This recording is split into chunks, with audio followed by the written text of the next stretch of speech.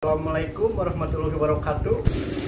Kembali lagi bersama saya tentunya yang akan memberikan informasi berguna kali ini. Jadi kali ini akan ada kajian. Oke, kita panggil saja langsung.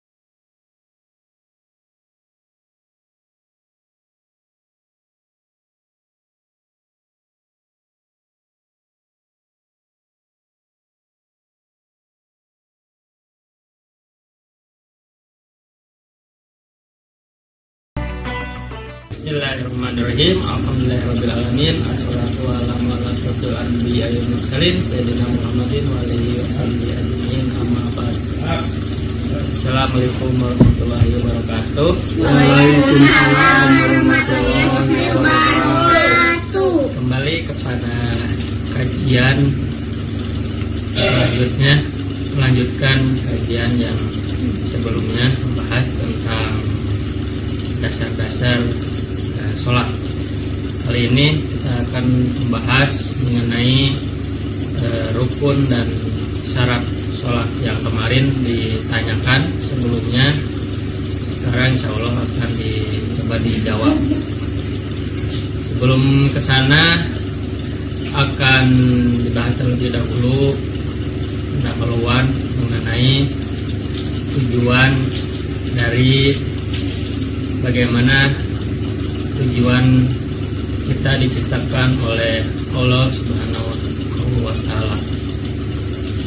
Tujuan kita diciptakan itu apabila kita dilihat dalam firman Allah pada surat Al-Jariyat ayat 56, yaitu Allah tidak menciptakan jin dan manusia kecuali hanya untuk beribadah kepadaku. Maka dari itu semua yang dilakukan oleh jin dan manusia tentunya harus merupakan suatu ibadah.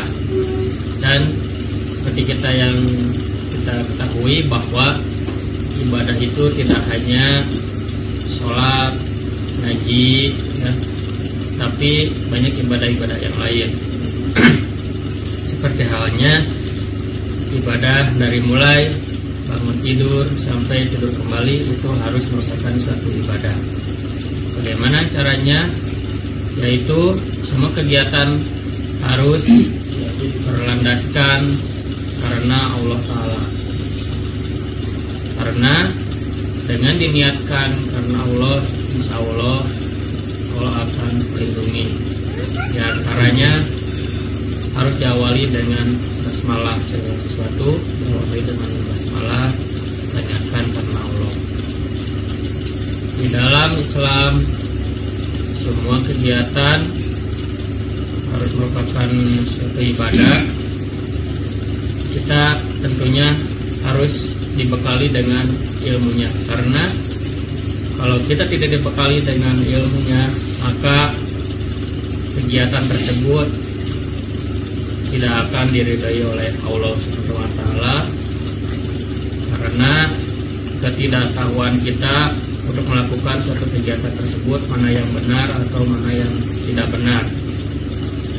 Untuk yang benar semuanya kita bisa mengikuti petunjuk dari Allah Subhanahu wa Ta'ala, yaitu Al-Qur'anul Karim, juga dari sunnah-sunnah dan hadis.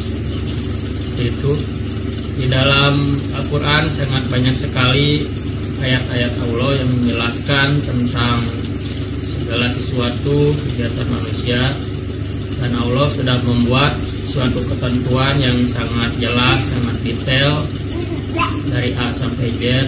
Itu ada di dalam Al-Quran, supaya kegiatan kita diridhai oleh Allah, juga menjadi kegiatan yang barokah. Tentunya kita harus mengetahui isi daripada Al-Quran tersebut. Di antaranya ada kegiatan ibadah yang harus kita ketahui dalam muamalah. Dalam bermuamalah itu ada beberapa yang harus kita ketahui, dan itu insya Allah nanti akan kita bahas di kajian berikutnya. Untuk kajian kali ini kita akan melanjutkan di kajian sebelumnya, yaitu membahas tentang rukun dan syarat sholat.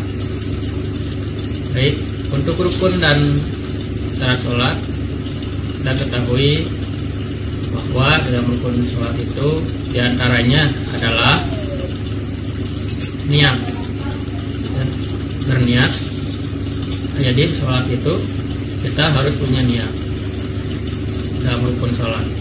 Terus rukun yang berikutnya itu adalah berdiri kalau kita mampu berdiri. Tapi kalau tidak mampu berdiri bisa dengan duduk ataupun dengan tidur. Yang berikutnya adalah takbiratul ihram. Ya. Terus yang berikutnya membaca Al-Fatihah. Berikutnya lagi adalah ruku. Setelah ruku ada i'tidal. Setelah i'tidal ada sujud. Setelah sujud ada duduk di antara sujud. Terus ada mengucapkan syahadat di dalam tahiyatul. Berikutnya adalah mengucapkan sholawat. Terus salam.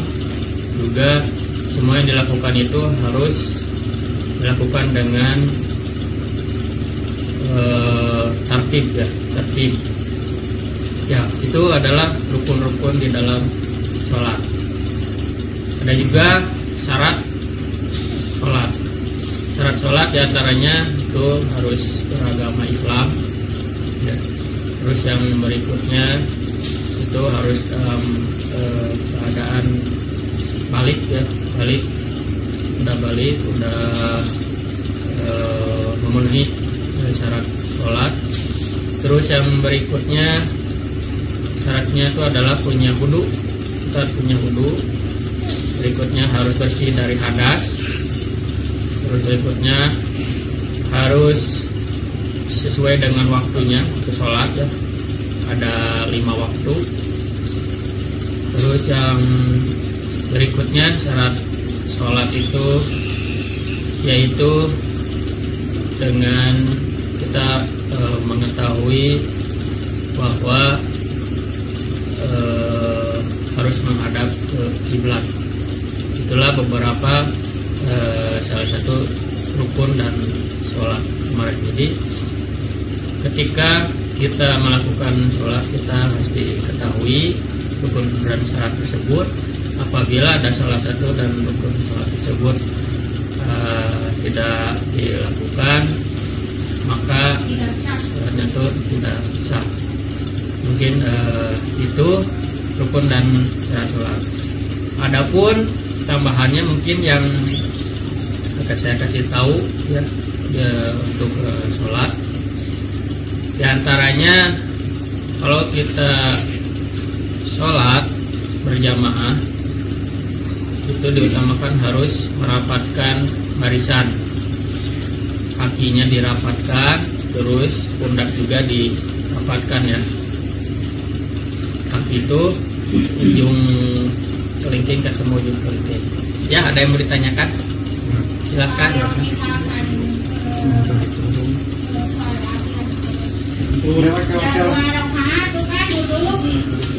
Terus kaki emang harus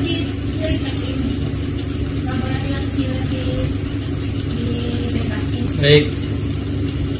Jadi itu sebetulnya ada, karena ini waktunya mendesak, bentar lagi udah waktu adzan isya.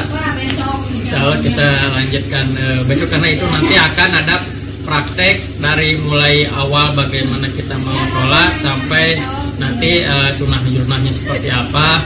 Insya Allah kita akan lanjutkan besok.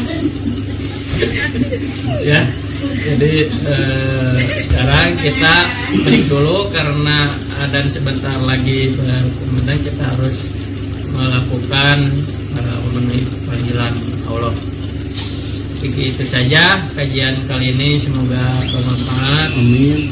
Dan bisa menjadi amal jariah. Mohon maaf dengan segala kekurangannya.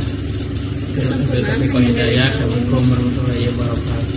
Waalaikumsalam warahmatullahi wabarakatuh. Oke teman-teman, tadi kajiannya semoga bermanfaat bagi teman-teman semua. Mungkin hanya segitu. Untuk pertanyaan yang tadi yang belum terjawab mungkin akan dijawab besok karena dari segi waktunya belum cukup. Oke. Terima kasih. Wabillahi taufiq hidayah. Assalamualaikum warahmatullahi wabarakatuh. Waalaikumsalam warahmatullahi wabarakatuh.